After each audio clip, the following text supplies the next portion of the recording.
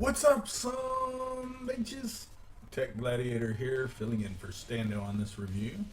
When Stando first asked me to write a review of Advanced Warfare, the latest entry in the Call of Duty franchise, I didn't really want to do it. I've never been much for doing in-depth reviews, let alone writing one, but since I was the only member of the Pulp Geeks founders that actually played the game, he convinced me it only made sense for me to write it. So, here we go. First, the good. Graphically, the game looks pretty good, maybe slightly better than previous entries in the series.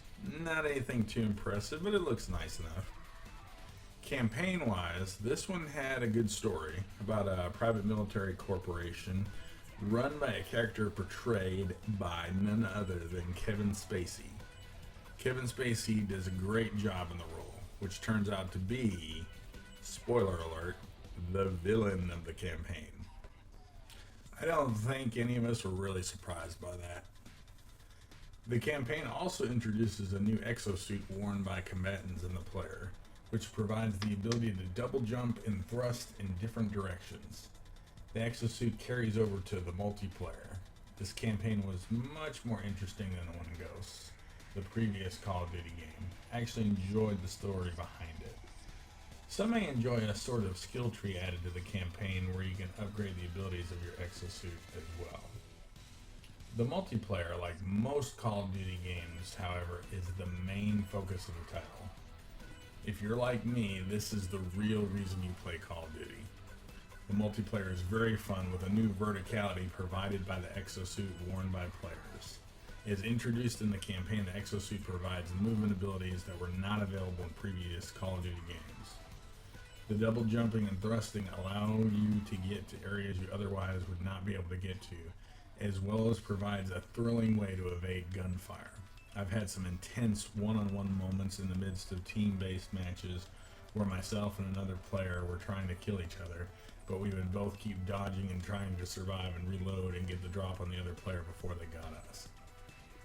There is also included a classic playlist of game modes that removes the exosuit movements for those who want to play in a more traditional way. The multiplayer is pretty stable, controls are smooth. If this is what you like COD for, you won't be disappointed. Now the bad. While the graphics look good on PC and next-gen consoles, last-gen versions of the games like on the PS3 for example suffer. The PS3 version has lower resolution textures and little or no anti-aliasing, making the game appear graphically inferior than earlier versions in the series, which were made specifically for last-gen consoles and PCs. Ghosts also had this issue as well, but actually looked better on last-gen than Advanced Warfare does. Ghosts only seem to have the no anti-aliasing issue. To be fair, however, as the game is geared more for next-gen, this must be expected to a certain extent. The campaign is a bit short, probably taking most players 6 to 8 hours to complete. Luckily, the multiplayer provides a great deal of replayability of the game.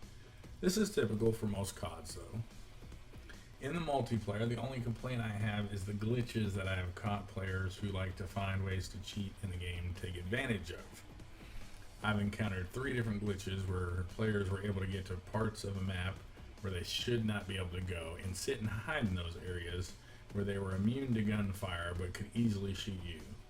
A 4th glitch enabled a player to have a heavy shield on his back and hold an exosuit shield while being able to fire a gun at the same time.